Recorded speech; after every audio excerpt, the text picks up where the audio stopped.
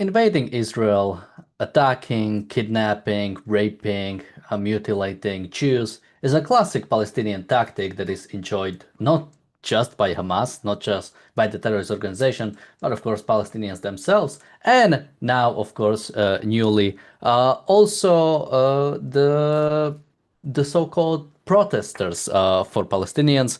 And important part of the tactic is, of course, after you do that, after you attack Jews, after you invade their spaces, when the Jewish people respond, of course, you start to cry victim. You start to say, oh, no, you are the bad guy here. You're doing something wrong. And we now see it happening somewhere else, specifically in Canada. There was an event, or rather, there was supposed to be an event last week, November 5th, organized by a group in the Toronto Metropolitan University. Specifically, the group was called Students Supporting Israel, and they were organizing one of many events of this sort of tour called Triggered from Combat to Campus. It's organized, or it's the speakers are IDF soldiers, where they recount the events after October 7, sort of what it was like being in the IDF. And of course, the irony of the word triggered is, of course, how people are triggered by the Israeli response to terrorism, the Israeli response to Palestinian violence, and they are annoyed by that rather than October 7 itself or the crimes committed by Palestinians or Hamas. This event was didn't actually happen because it was disrupted by the so-called protesters who came in, invaded the space, and then, of course, cried victim after they were kicked out by the brave IDF soldiers who at once grabbed 5 of them and kicked them out of the building. We'll watch that video in a bit, I'm sure. But maybe before we go into it, welcome to the Daily Objective. I'm Daniel. And just for order of the events of how it happened, we'll go into detail by each one. But basically what has happened is there was supposed to be this talk. It was supposed to be at the campus, or at least at the Toronto Metropolitan University. It was talked about being there, but well, there's like two different things that are happening. We have well, we'll go into why it didn't happen there when we go into detail. So later it was moved on off campus into a private place. One of the reasons was because of the threats committed by these pro-Palestinians, so-called pro-Palestinians. Even though it was moved, they still came in, the pro-Palestinians. They broke into the building before, or they broke into the area. They probably just walked in. I mean, it was a relatively public area, so they could just come in. Although they did, in one way, broke in, and one person was arrested for it, or is being charged with that. So they still came in. The pro-Palestinians broke in. They started disrupting right before the event started. They got kicked out by the IDF soldier, and then the police came. They still protested when the police was there. They were still trying to do something there. We'll watch also that video. And of course, police made arrests. Few people were injured, including the IDF soldiers. Many ended up in hospital, but thankfully nobody is in like critical condition, or nothing real bad happened, although it was still a scary situation to be in, as you'll see from the videos. So let's go into it. So this event was first, it was being talked about happening at the Toronto Metropolitan University, organized again, as I've said, by the Students Supporting Israel group about students that are supporting Israel. It was organized by the local chapter inside this university. Now, the reason why it didn't happen in university, apparently the Ilan Sinelnikov, who is the president of the Students Supporting Israel, he said that basically the university denied the request for event space 3 times. So they ended up relocating to a private business near campus. I think there was also a separate reason that might have, or at least the reason why they might have happened, is that university might have blocked it or ended up not happening it because of the threats happening from the pro-Palestinians, saying don't want to see this, we won't allow this, and it looks like the university basically caved into the pressure. It's important to remember this because we'll read the university stance at the end, and I think you'll see something interesting happening. We have a super chat from Bonnie. Thank you so much. So yeah, the event was supposed to take place on the university. University basically gave in to the pressure, it looks like, and it was moved. Now in this moved, the pro-Palestinians still came in. So let's look at the first video. We have a few of them. So yeah, let's look at how they came in. Jonathan,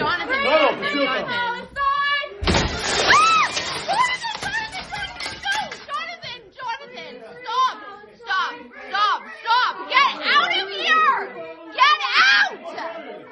Get out! Get off this property! Get out! Our city. We refuse to allow Jonathan, in our city. call 911. Call the police. Call In 911. our city. Call 911. Call Jonathan. In our city. Call 911. Free Palestine.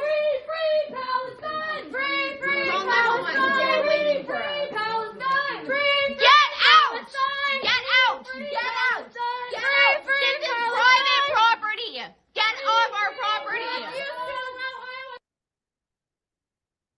So okay, this is how it started. The two girls are yelling inside, "Free Palestine!" This was like right before this event was supposed to start. Somebody's asking, what school is this? The university that we are talking about is the Toronto Metropolitan University. Although, as I've said, this happened off campus because the university didn't allow it to happen on campus. So these thugs still invaded. They now technically we do not see who actually did break it, but it's fair to assume that it was the thugs that broke the window or the sort of glass door. One of the reasons is, of course, that the only people who were arrested are these thugs. Nobody, the ADF soldier wasn't arrested. None of the students from the event organizing this was arrested. And one of the charges is breaking and entering. So it looks like basically did happen. Now, I don't think it was the thug like basically grabbing and like pulling in. I think the IDF soldier, the person who was there was the IDF soldier. He basically came in and went after them, basically trying to get them off, talking about it. It was Bonnie says it was again, the event was I believe it's not it is a tour done by the IDF veterans. It's called Triggered from Combat to Campus. It's like a tour of the soldiers. They're doing it everywhere, and this was one of the places. So yeah, you have these people coming in, breaking, entering. Again, they weren't invited. They were asked to leave. The event was about to start, and they are saying, we won't allow you to come into the city. No, absolutely not. The idea that this was allowed to happen, the idea that this amount of intimidation is working is terrible. But thankfully, something interesting to point out. Apparently, funnily enough, would you like to guess what Palestinian organization is this? Of course, it's the Students for Justice in Palestine. I believe it's the same organization Mahmoud Khalil is part of, so it wouldn't be surprising. And it's this university's chapter of it. This is what they posted on Instagram. Our universities refuse to hold war criminals accountable. We will hold them accountable. So, first of all, these are not war criminals. These are heroes. IDF soldiers who protect IDF civilians who protect the state of Israel against terrorism and against barbarism coming from the Palestinian side. That's the reality of it. And even then, what are like, even if they somehow are correct in this, which is ridiculous, does that mean that, now these rioters are allowed to have complete reign over the city? They can do whatever they want in Toronto. They can break up private property. They can organize. Oh, by the way, this so-called protest, it wasn't organized. One of the charges is charges is, let me quickly look it up, to have unlawful assembly and obstruction of a peace officer. So this wasn't organized.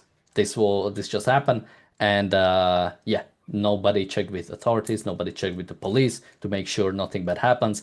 Their goal was to go after the Jews, to scare them, to push them off the campus, kick them out of the university.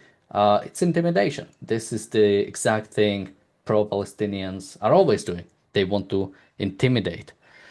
But thankfully, one of the person present at the event organized by IDF veterans is, of course, an IDF veteran. And he did something, I think, very nice. So let's take a look.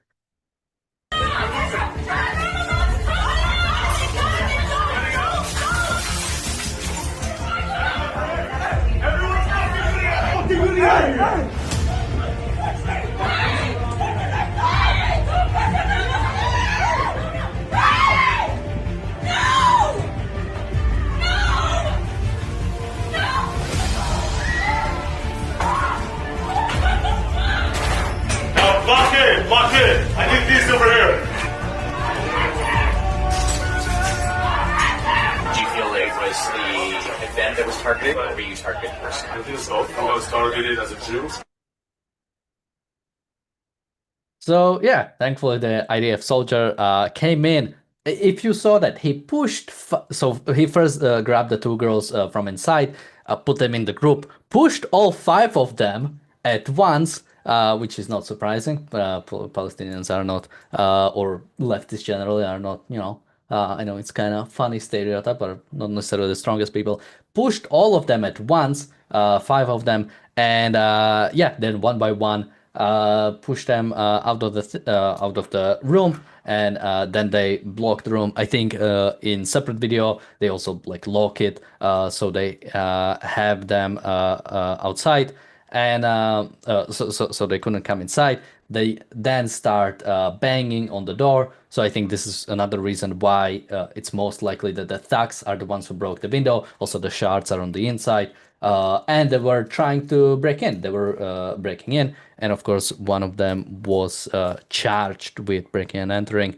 Now, funnily enough, we also have a separate video. We have the point of view from the Palestinian, from the pro-Palestinian. So let's take a look how it looked from their side, because you can also hear what she was yelling. You locked them in the room! You're not allowed to touch them! You're not allowed to touch them! You're moving! You're not allowed! Everyone's fucking moving! Don't fucking touch me! This is a sign! Don't touch him! No!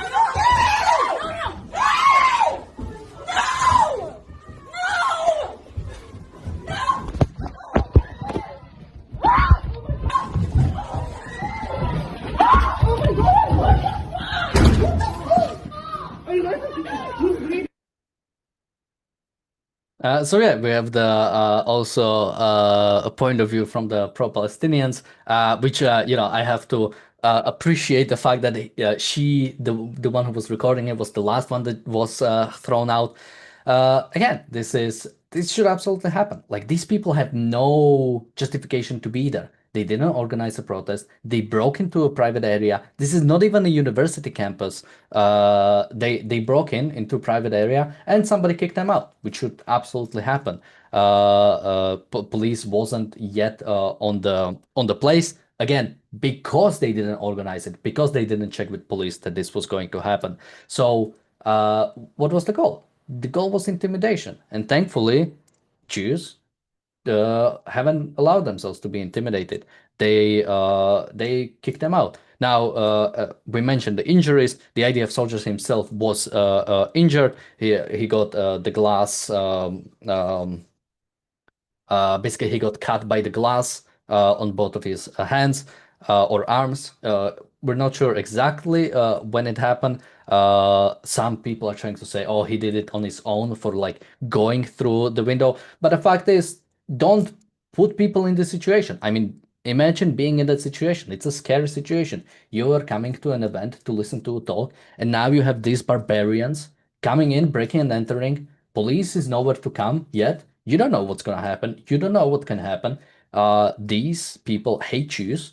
They are from an organization that is very keen on hating Jews and intimidating them. You don't know what it can escalate into. So he did. Yeah, well, they were yelling like that he's assaulting them, that he's genociding them. If you saw the caption, so this video specifically was the one posted on Instagram by the Students for Justice in Palestine. So of course they call it assault and he's a genocide supporter and all that.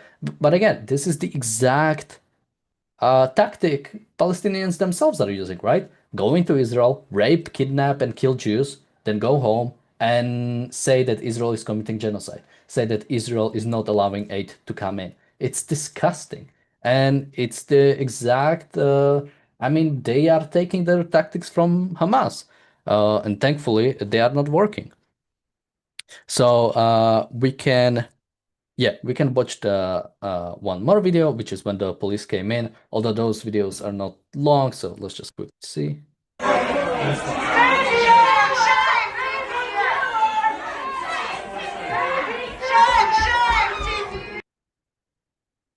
So yeah, the police came in, they kicked them, they put them all outside. They were still trying to break in. I think there's a separate video, I don't have it, but there's only one police officer and he's like holding the door because they are trying to still come in. They are trying to still break in, but thankfully the police did come in. They made multiple arrests, forced all the protesters, so-called protesters, outside of the building. Now, specifically when it comes to arrests, a 25-year-old from Oakville and 22-year-old from Toronto were arrested and have been charged with forcible entry, unlawful assembly, and obstruction of peace officers. 21-year-old from Toronto was charged with obstruction of a peace officers. 23-year-old from Toronto was charged with forcible entry and unlawful assembly, and 29-year-old was arrested for obstruction and assault of a peace officer. All of these should get their time in court in January 2026, and there might be more. This is just what I've seen most up to date. So yeah, this is all great to see. They all should be absolutely arrested. Again, this was not even an organized protest. This was private property. This was not a campus. I admire the IDF soldiers for kicking them out. It was very funny, and this is absolutely the way you have to ask. We cannot bend to these rioters. We cannot allow, there's protests and then there's this. There's, even if they did this outside of the room, still wouldn't be allowed because they didn't check with police to actually make it happen. But even then, it's one thing to have a protest, whatever, go on the street. But once you start destroying private property, once you start like blocking traffic, once you start going into private areas, once you start destroying property or even advocating violence, it's no longer peace assembly. It's no longer freedom of speech. It should be shut down at that point, and people responsible should be arrested. Bonnie in the chat says, quote, peaceful protesters at Toronto Metropolitan University were violently assaulted by an IDF soldier doing a pro-Israel combat on campus event, end quote. I'm not sure if that is actually from somewhere, but I wouldn't be surprised. So some of the way I've seen it is ridiculous. Now let's go into the sort of university stance. Although one more thing, the apparently one of the I think one of the protesters at a place said this event was a failure to protect Canadian students from being violently assaulted by a soldier in a foreign military. I cannot see something like more pro-Palestinian, like straight up, yeah, we came in and invaded this place, but they are evil ones for kicking us out. I mean, this is ridiculous. The fact that this is like this almost seems like a psyop. Like if I wanted to, if I wanted to make people more pro-Israeli, I would I would put on mask and do this. Like it's ridiculous how insane these people are. But this is the reality. This is how far they are able to push. This is how far the pro-Hamas people are able to push because they are being encouraged, right? Palestinian state gets recognition. Everybody is against Israel. Everybody says Israel is committing a genocide. So yeah, you are able to get away with things like this. And even the university has said that it's deeply concerned about the incident. The Toronto Metropolitan University condemns acts of aggression, intimidation, or violence.